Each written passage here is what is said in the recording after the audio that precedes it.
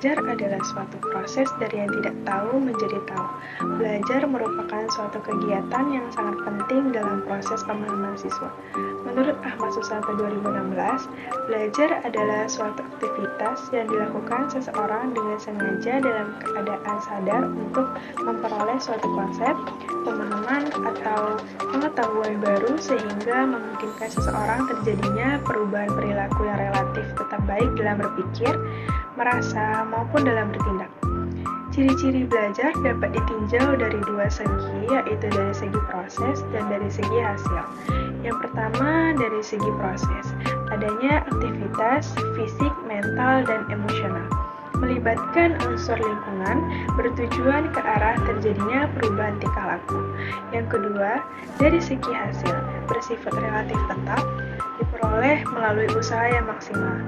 Menurut Gagne dan kawan-kawan dalam Warsita 2008 mengatakan bahwa pembelajaran adalah suatu sistem yang bertujuan untuk membantu proses belajar peserta didik yang berisi serangkaian peristiwa yang dirancang, disusun sedemikian rupa untuk mempengaruhi dan mendukung terjadinya proses belajar peserta didik yang bersifat internal.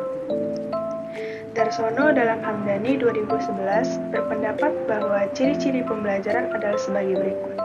Yang pertama, pembelajaran dilakukan secara sadar dan direncanakan dengan sistematis. Yang kedua, pembelajaran dapat menumbuhkan perhatian dan motivasi siswa dalam belajar. Yang ketiga, pembelajaran dapat menyediakan bahwa belajar yang menarik perhatian dan menantang siswa. Yang keempat, pembelajaran dapat menggunakan alat bantu belajar yang tepat dan menarik.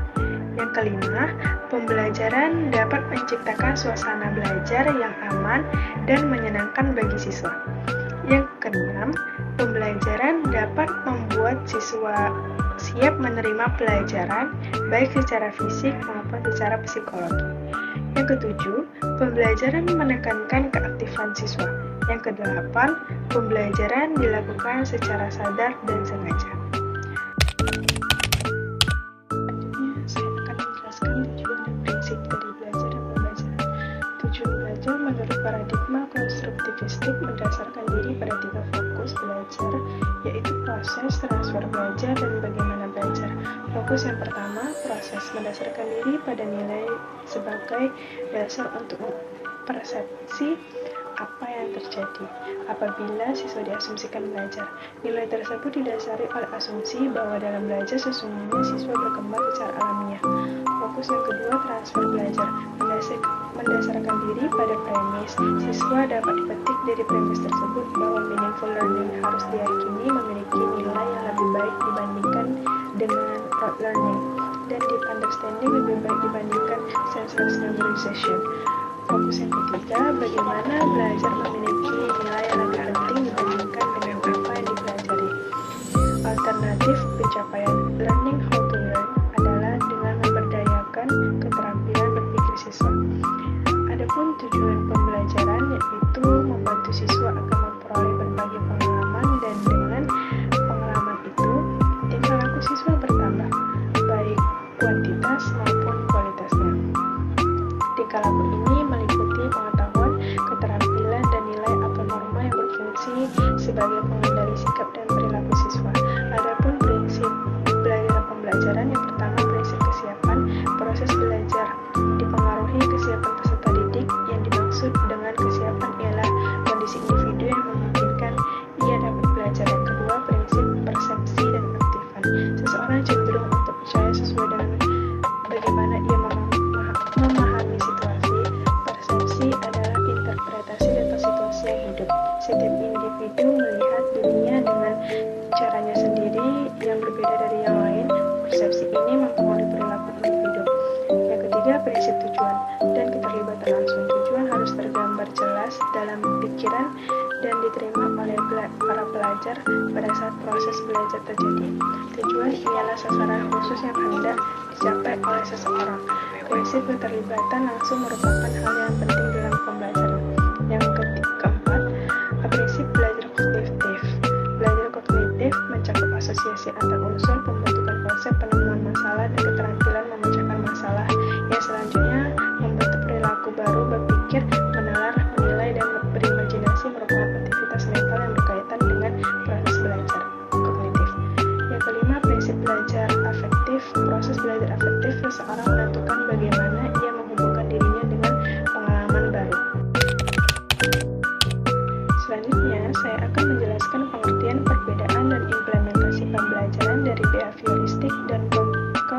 konstruktivistik. Teori belajar behavioristik menjelaskan belajar itu adalah perubahan perilaku yang dapat diamati, diukur, dan dinilai secara konkret. Behavioristik berkeyakinan bahwa setiap anak manusia lahir tanpa warisan kecerdasan, warisan bakat, warisan perasaan, dan warisan yang bersifat abstrak lainnya. Konstruktivisme dalam arti luas ialah yang bersangkutan dengan teori belajar. Yang paling penting dalam konteks ini adalah gagasan epistemologi konstruktivistik. Epistemologi adalah pertimbangan dan studi rinci pengetahuan. Epistemologis berusaha untuk menyelidiki dan memahami asal, sifat, model, dan batasan pengetahuan manusia. Perbedaan antara teori behavioristik dan konstruktivistik adalah pendekatan yang digunakan dalam menjelaskan bagaimana belajar harus dilakukan. Teori behavioristik mengutamakan interaksi antara stimulus dan respon. Teori konstruktivistik mengutamakan pemrosesan informasi secara aktif dan pembuatan motif pembelajaran. Implementasi dalam belajar